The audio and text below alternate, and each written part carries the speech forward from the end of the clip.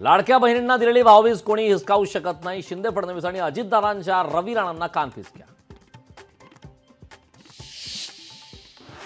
विधानसभा निवडणुकीत विरोधकांना मतं देणाऱ्या बहिणींना डिसेंबरमध्ये बाद करणार. शिवसेना आमदार महेश शिंदेंचं वादग्रस्त वक्तव्य. सुप्रिया सुळेंनी भर सभेत दाखवला महेश शिंदेंचा व्हिडिओ.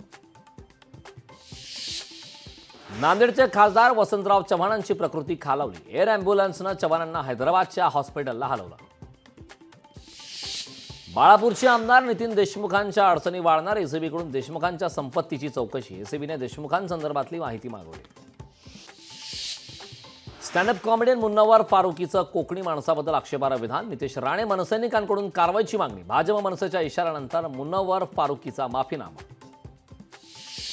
लैंगिक शोषणातील दोषी आसारामला 7 दिवसांसाठी जामीन. मुंबईत वैद्यकीय उपचारासाठी तात्पुरता जामीन.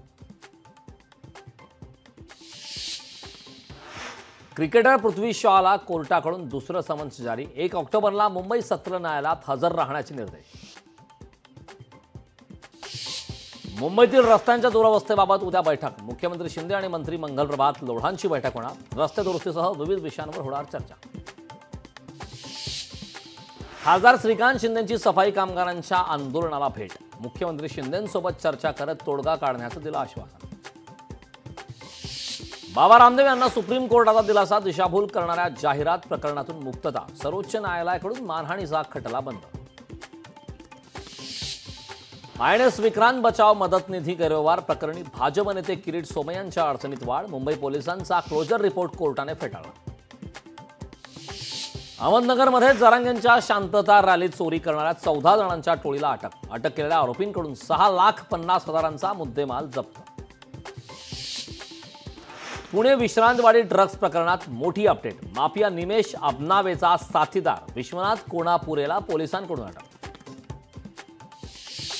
मुंबईतील रस्त्यांच्या दुरावस्थेबाबत उद्या बैठक. मुख्यमंत्री शिंदे आणि मंत्री मंगल प्रभात लोढांची बैठक होणार. रस्ते दुरुस्तीसह विविध विषयांवर होणार चर्चा.